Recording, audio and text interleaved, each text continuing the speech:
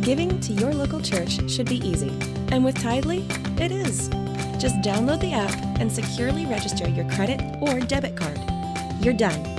Now you can give during church services or anywhere else.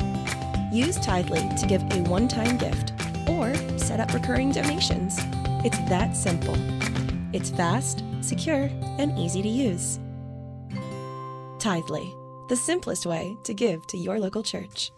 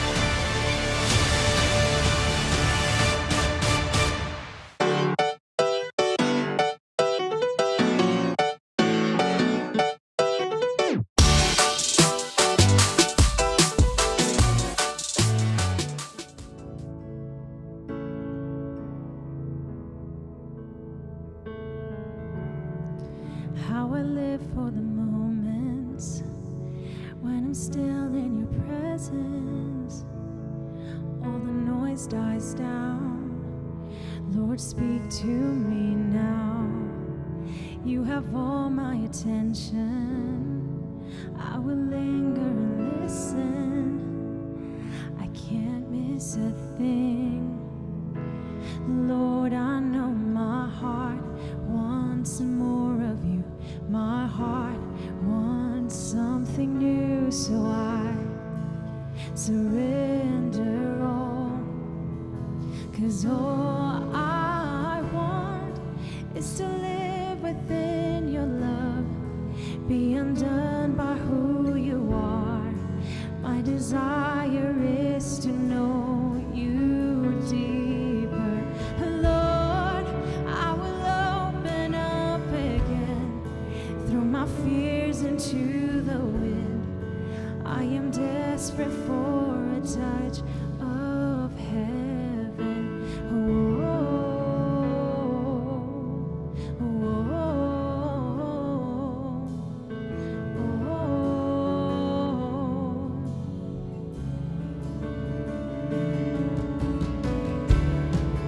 You're the fire in the morning, you're the cool in the evening, the breath in my bones. There is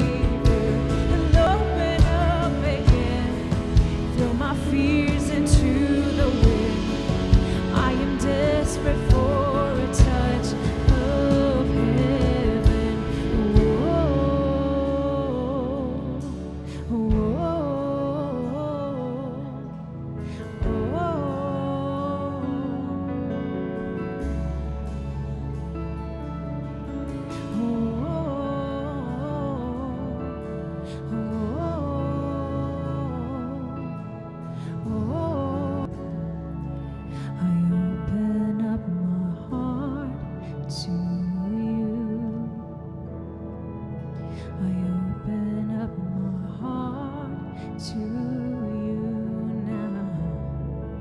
So do what only you can. Jesus, have your way in me now. I open up my heart to you. I open up my heart to you now. So do what only can. Jesus, have your way in me now. Up my heart to you. I open up my heart to you now. So do what only you can. Jesus, have your way in me now.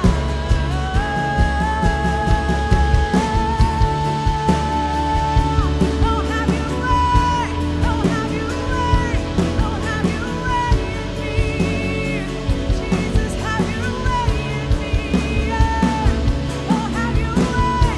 Oh, have your way. Oh, have your way in me. Lord, have your way. 'Cause I was in your be undone by who you are. My desire is to know you deeper. And Lord, I will open up again, throw my fears into the wind. I am desperate for a touch of your hand. Na na na na na na na na na na na. Na na na na na na.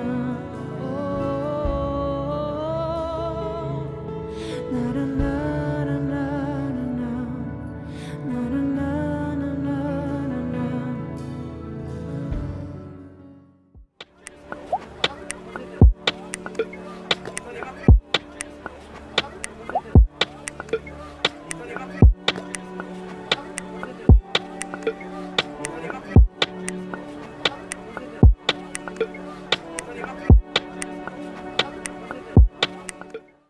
Together, we are creating a new future for the Valley because of your generosity.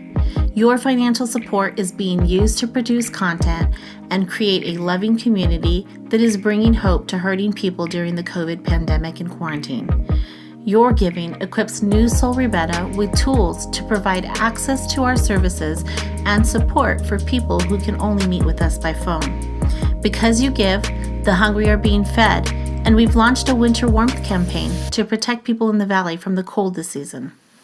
With your help, in 2021, we're not slowing down, but ramping up a campaign to expand our digital reach to help and inspire more kids, students, singles, families, and seniors. Your giving is making a difference in the community.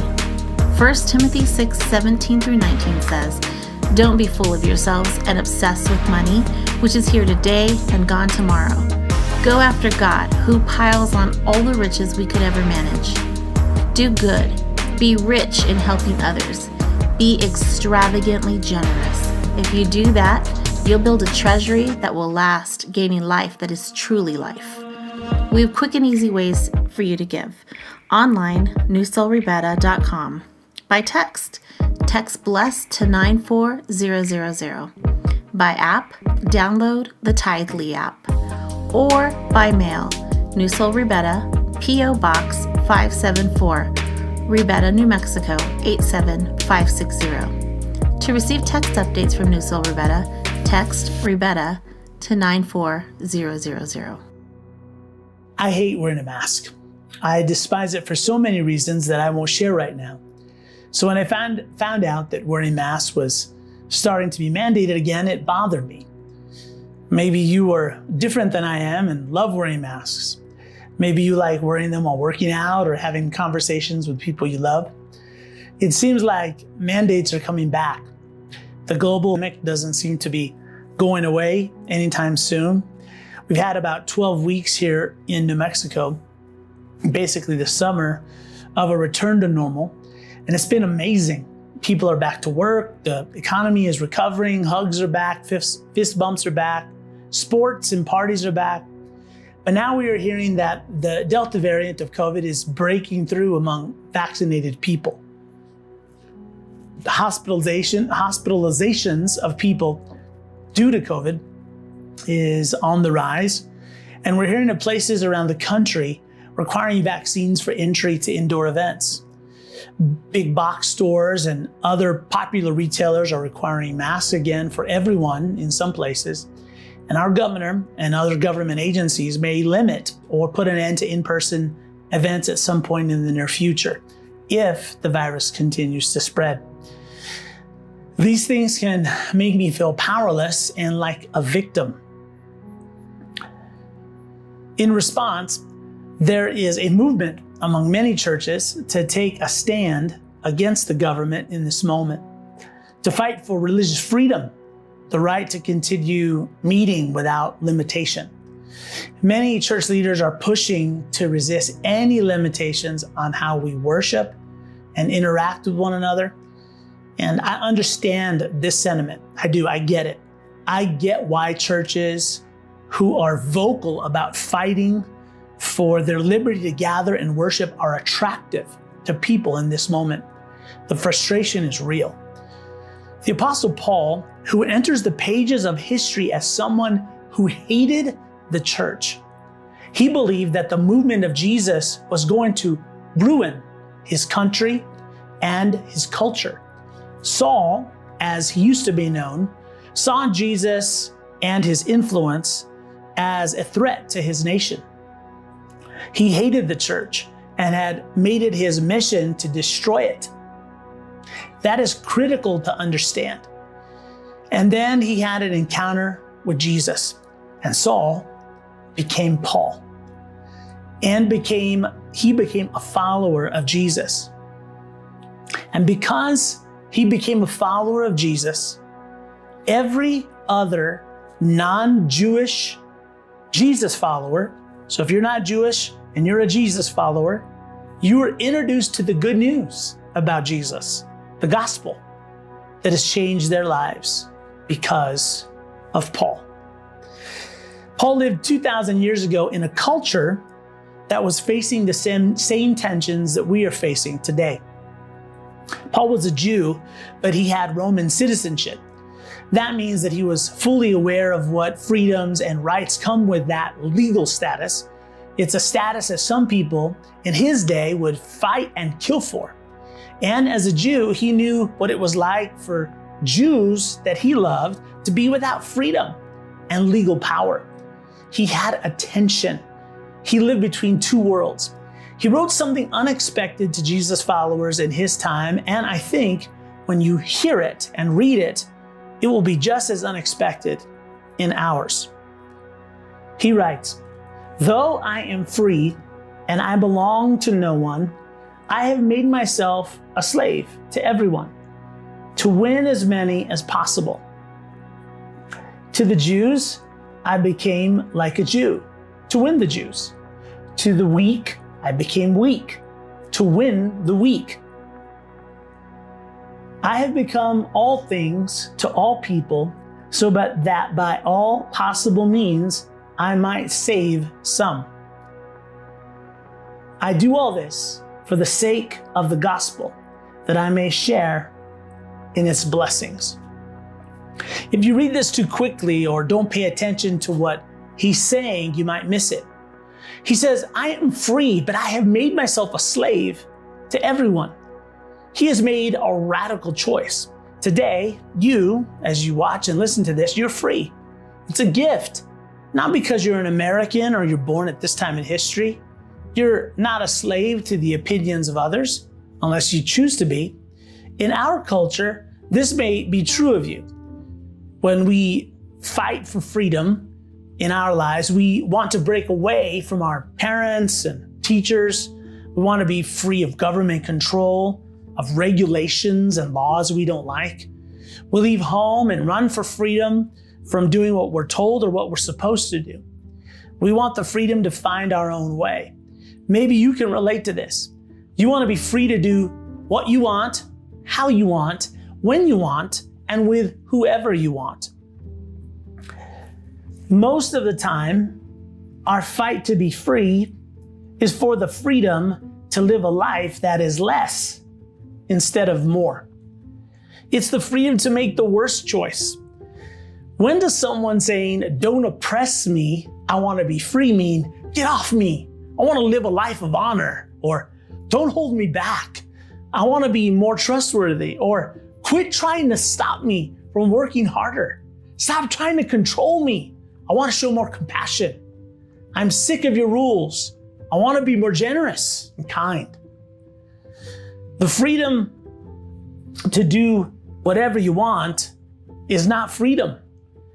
Have you ever noticed that the more you do whatever you want, following your own desires, the less freedom you actually have? You become a slave to your own appetites and the opinion of other people. One of the reasons Jesus came was to set humanity free. When you give your life to Jesus and follow him, he forgives you of all your sins and he gives you a fresh start. You are free of your past. You're free to live a new life. If you have given your life to Jesus and have put your trust in him, this is important, especially if you still struggle with guilt and the fear of punishment. You are free from having to pay Jesus back for saving you. You don't have to keep the 10 Commandments or come to church or pay your tithe as some sort of payment for your salvation. There is nothing that you can do to deserve the gift of God in Jesus. He has given it to you because he is good, not because you are.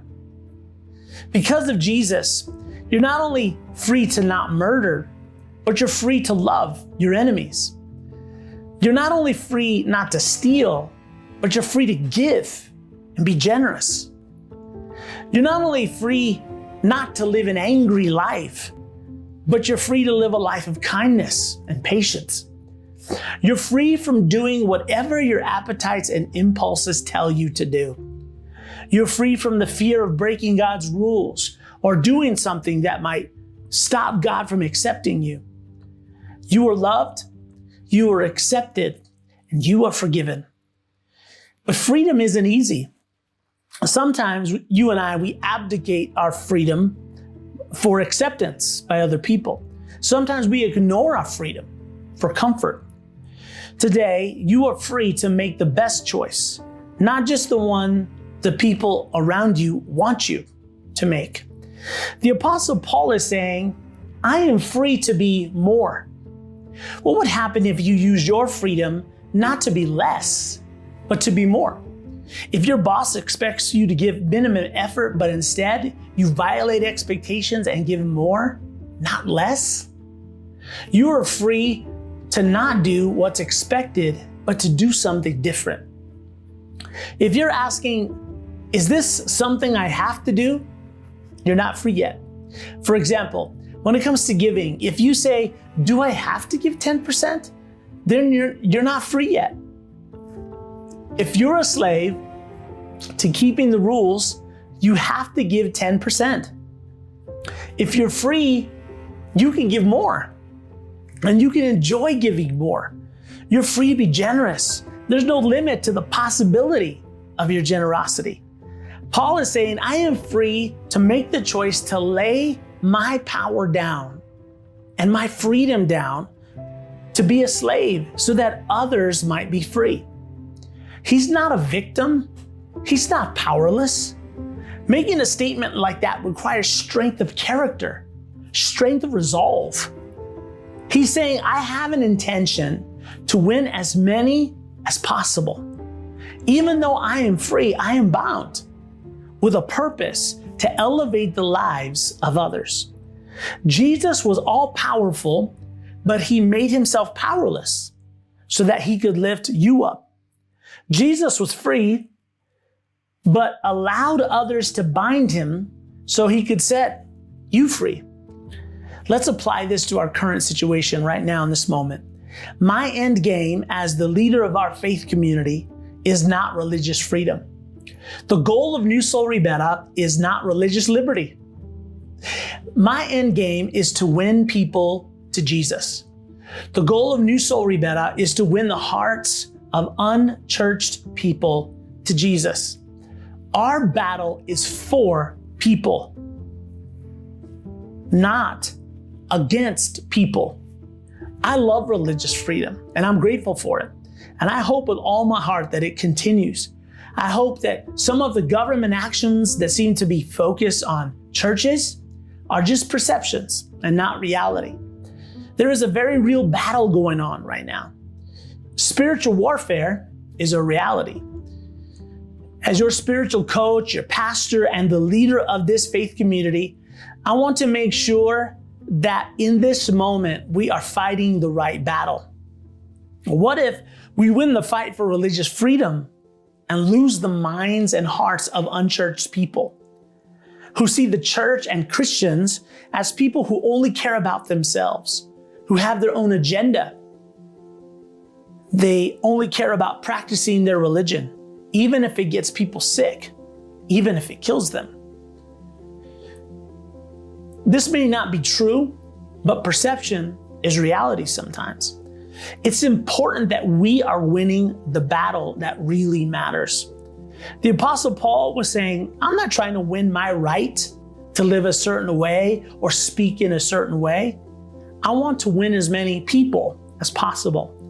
So as we move into an uncertain future, I don't process decisions for New Soul Rebecca in person or online based on what I want or what I need, based on my opinions or even my politics.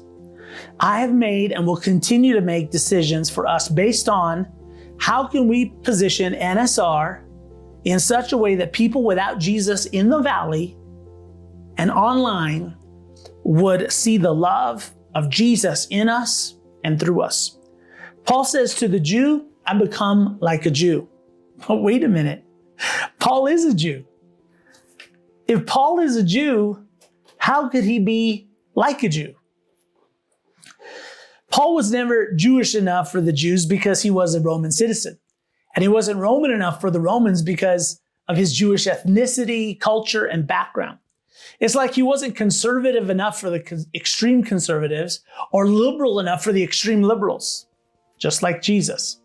He was saying, I will be like a Jew, because Paul wasn't limited by a Jewish mindset. He was in Jesus, so he was free. He was saying that when I'm with the Jews, I will find those areas of commonality where we agree, where we can relate to one another. I'm seeking a human connection with them. He's saying, when I am with those under the law, the Jews, I live like I am under the law, obeying certain traditions and religious customs, so that they will listen to me when I talk to them about Jesus and what God has done for them. If they saw me violating what was important to them, I would lose my connection with them. But make no mistake, I know, Paul would say, that I am not made righteous by following their customs or traditions, but only by the death of Jesus. Paul was working for the win. He was willing to suffer losses, to do things he didn't want to do, so he could get the win that mattered. And then he flips it. He says, even though I'm a Roman, I don't have to behave like a Roman and how a Roman is expected to react. I live outside of that space. I'm above that space. My identity isn't found in being a Roman, like it does for so many of these others who want Roman citizenship so badly. My identity is found in being a part of a new kingdom and being loyal to a new king. So Paul becomes adaptable and flexible to each different environment. It's not that he didn't know himself. He knew himself so well that he could adapt to any situation without losing who he was. If Paul were here, he would say, I don't feel obligated to or bound to always behave like a conservative or a liberal to know who I am. Those labels don't define me. Who I am and what I am is so much better and bigger than that. Has Paul's mindset ever been more important and needed than it is right now? Today, culture is pushing us, pushing you, pushing me to identify ourselves by what we are against. And if we don't self-identify, we choose not to say that we're against something, it'll lop us in on the other side. So let's be clear. Jesus died for people on the far right and the far left. Pro-vaccine people and anti-vaccine people. Socialists and capitalists. Binary and non-binary people. Straight people and gay people. Republicans and Democrats. White supremacists and black supremacists. Atheists, pagans, and agnostics. So we will not get pulled into battles where we win something for ourselves, but lose the battle that matters for people who haven't encountered Jesus yet. New Soul Ribera is here with one single intention: to be proof that God is here for a world that desperately needs him. To be proof that Jesus stepped into history 2,000 years ago and he died for us and rose from the dead. That he is here in this moment, longing for every person to discover the forgiveness he offers through his death on the cross. To know the life that he gives through his resurrection. In this moment, it looks strong to fight for religious freedom and resist the government.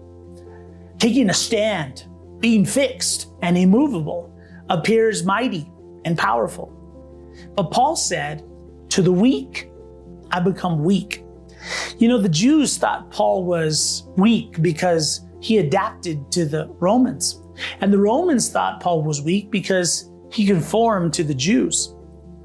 Paul understood that for many people in his culture and at his time, their limited view of reality, the limited view of God and what it means to be human, was a weakness.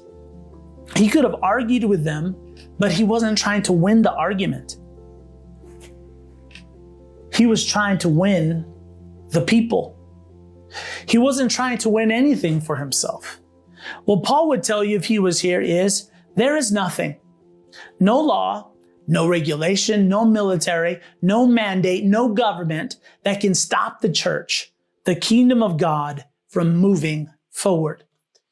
If we have to limit or change how we gather in the near future, know that we will never stop, never, ever, ever stop being the church.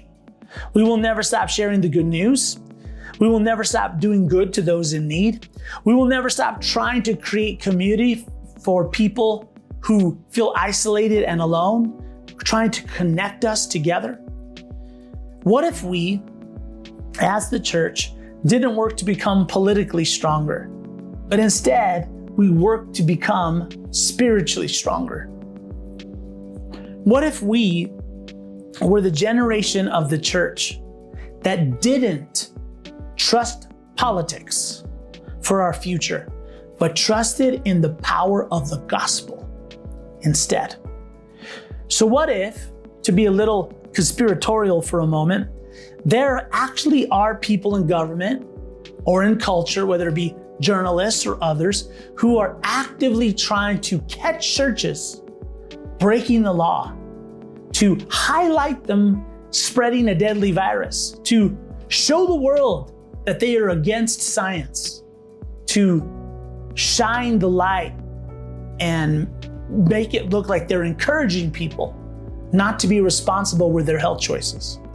What if there actually were people in our culture right now who have an agenda, specific agenda, to throw off the influence of Christianity in our nation and our communities, who see the church as an outdated institution, a threat, that our society is connected to, but that binds us to a past that we so badly want to be rid of, and whose hold needs to be broken if we are to create a different future. Even, this is important, so hear me, even if this were true, it is not our battle to fight. Even if it were true, it is not our battle to fight. This is very important, so hear me. The people who are against the church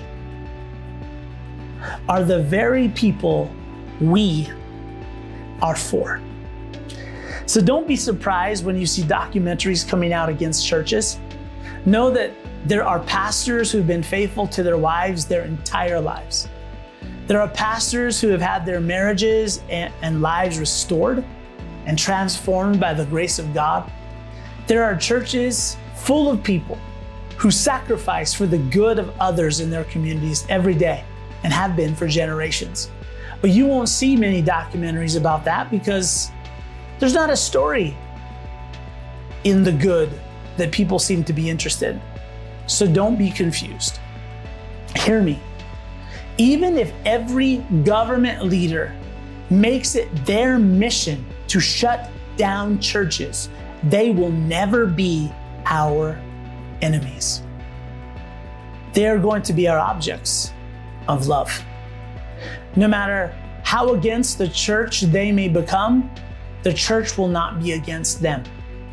If you are watching or listening to this and you are against Jesus, Jesus will never be against you. Never. The win for us is you. Even if you never agree with us or become part of our community or believe like us, we want you to have this unexplainable realization that you just can't get us to feel about you the way you feel about us. You matter more to us than ourselves. Whatever it costs us, our win is that we loved you to the very end. If you are a Jesus follower, what if when you see a person who is a threat or an enemy of the church, Jesus sees a Saul who will become a Paul and lead the church into the future? Maybe the person you think is open, they're not part of us, but they're not against the church. They never will cross over to follow Jesus. Maybe you think they're the ones who are closest to faith, who will be the next leaders of the movement of Jesus in the future. What if those who are most hostile to the influence of Jesus were the ones who are the closest to a life-changing encounter with Him? So, if you are a Jesus follower, are you defined by what you are against more than who you are for? There are so many people around us right in this moment that are living lives of desperation. They're full of fear, of loneliness, and despair. We've had about 600,000 people die of COVID, but about 850,000 have died of drug overdoses in about that same period. Your world, your family, your school, your business, and community needs hope right now. Where will they find it? You might say Jesus, but they can't see Jesus. They can only see you. They can only see me. They can only see us, the church. We're the body of Christ. We're the proof that Jesus is here, right in the middle of this world and this moment right now. As we step into the future, New Soul Ribera will never make choices out of fear. We will make choices out of love instead. The choices we make are because we want the message of Jesus to be heard without obstacle and without barrier. Remember, nothing can stop the love of God from reaching hearts that are ready to receive it. If you've never crossed the line of faith and have never given your life to Jesus, you are why we do what we do.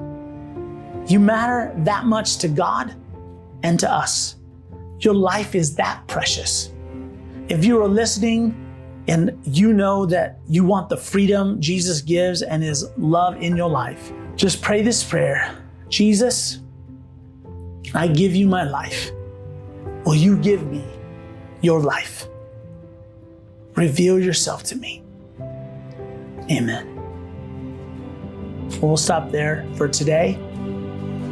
Don't miss next week. Worthy of every song we could ever sing, worthy of all the praise we could ever bring, and you're worthy of every breath we could ever breathe. We'll live for you, Jesus.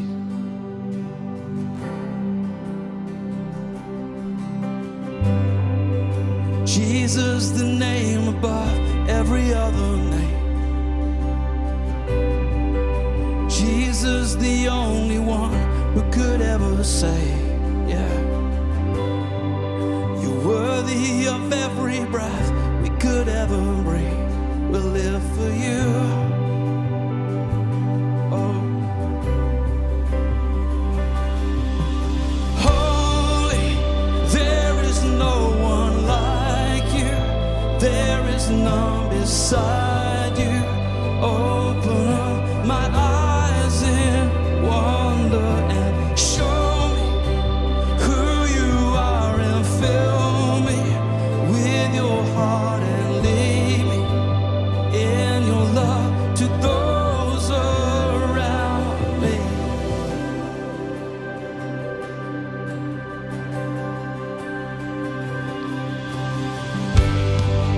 Jesus, the name above every other name. There's no other. Jesus, the only one who could ever save, yeah. And you're worthy of every breath we could ever breathe. We'll live for you, for you. Oh God, we live for you. Holy, there is no one like you. There is none beside you. Open up my eyes in wonder and show me who you are, and fill me with your heart and lead me in your love to those around me. So holy, and there is no one like you. There is none beside you. Open up my eyes in wonder. Would you show who you are, and fill me with your heart and lead me in your love to those around me. Jesus, lead us.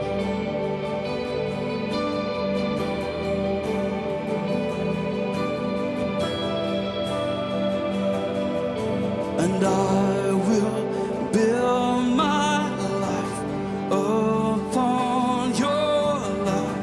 It is a firm foundation, and I will put my trust in you, oh Lord, and I will not be shaken. Yes, I will build my life upon your love. It is a firm foundation. Oh, and I will put my trust in you, oh Lord, and I will not be shaken. Holy, there is no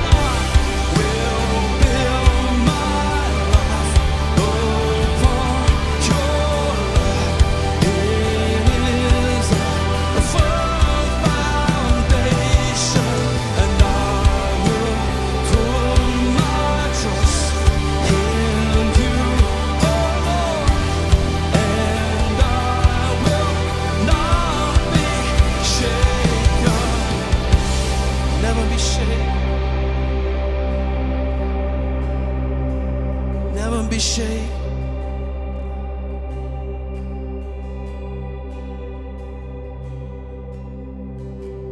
Everything that can't be shaken will be shaken, but the unshakable will remain. So I will build my life upon your love. It is a firm foundation, and I will put my trust in you, oh Lord, and I will not be shaken. The unshakable will remain. On Christ the solid rock I stand. All of the ground is sinking sand. All the other ground is just sinking sand. On Christ the solid rock I stand. All of the ground is sinking sand. All of the ground is just sinking sand.